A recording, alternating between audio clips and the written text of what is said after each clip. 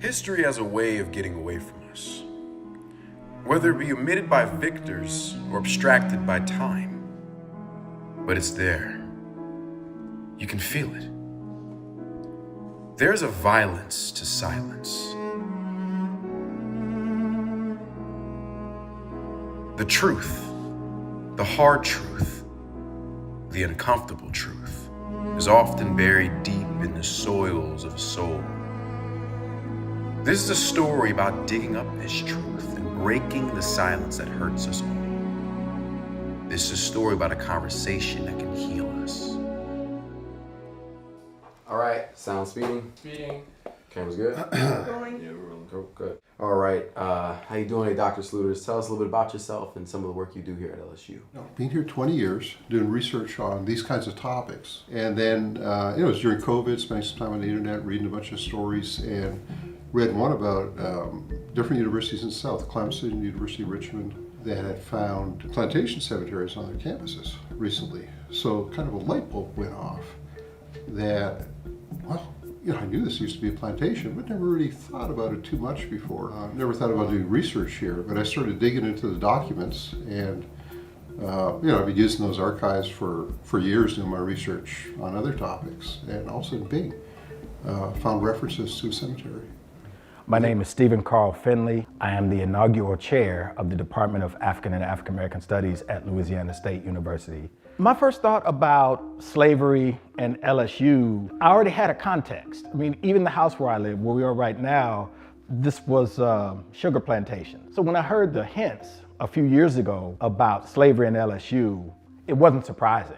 I mean, many universities across the country, as you already know, have a history in relationship to slavery. Either they were funded by the slave trade, or all their buildings are named after slave traders and pro-slavery activists, and so on. So I mean, it's nothing new. That convinced me what I need to do is reconstruct this whole kind of hidden history of LSU. The British make the first plantations here in the 1760s, 1770s. Then the Spaniards take over, then the Americans. And so it's got 150 years before LSU was here. This was a whole series of plantations growing indigo, tobacco, cotton, and then sugar for most of the 1800s. This was just one of many. But because it is on a university, I think it gives us kind of a unique opportunity to leverage that in terms of education, because there's plenty of courses here on campus about the Civil War, about slavery, about plantations, about plantation architecture, about all kinds of things. Being able to use our own case of having been a plantation in that teaching, I think, can make the kind of things that seem really abstract to people a lot more concrete. This seemed to be deemed as a political issue by acknowledging this space. So there was a lot of emails that was sent, all types of university administration, department heads. Anybody you could think of was contacted about the ceremony. And one thing I want people to just start to look around at the audience on the ceremony and see who you see. And then I want you to also think about who do you not see that you feel like should have been there. The School of Social Work put on this libation ceremony, and not all of the School of Social Work was present. I should note that there was one initiative that went through the Faculty Senate at LSU about slavery. So I'm not sure what that was about, because one would have thought that the Department of African and African American Studies would have been looped in those conversations, but we weren't. And so I heard about it through another faculty person who actually was disappointed that African and African American Studies didn't play some central role in what the Faculty Senate, whatever the resolution was trying to do in response to slavery. I never would have thought that a university would almost forget, ignore such a historic and also a sacred site. Also, things will be built on top of it. I almost didn't believe it, honestly, when I heard about it. So I was initially invited to join the diversity committee as a student representative. And during the time, this conversation of what can we do to honor this space was kind of going on. Of course, I didn't have any idea what they were talking about.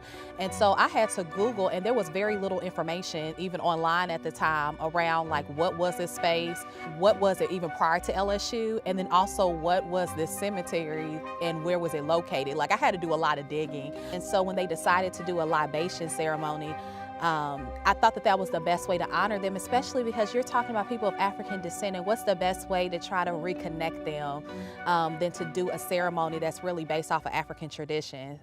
Regarding some of the repairs that LSU can do, I'm going to be somewhat pessimistic on this, because I think that many of the structures are built upon slavery. Again, universities are just one example of that. How do you repair that, short of dismantling these structures that reproduce sort of the benefits of whiteness and the role that they play in a culture that keeps a permanent underclass, which is always black and brown? Again, this is part of the afterlife of slavery. How does one repair that? But if I was going to be generous, sure, scholarships to students could be one way of dealing with that. How about just paying black faculty what they're worth, given how rare they are across the country and the inordinate amount of labor that we do? How about we just start there? But also increasing the numbers of black faculty, which is also important for black student retention. If you're gonna give student scholarship, you're gonna recruit students. The research says they're more successful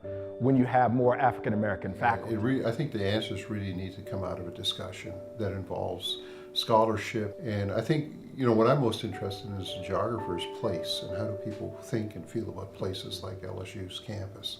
I think this research can really enrich our understanding of what this place is and was, because the way you think about this place in the present has a lot to do with its past, obviously. We're always talking about our past at LSU, the old war school, etc. But what about talking about, more of the past, all of the past?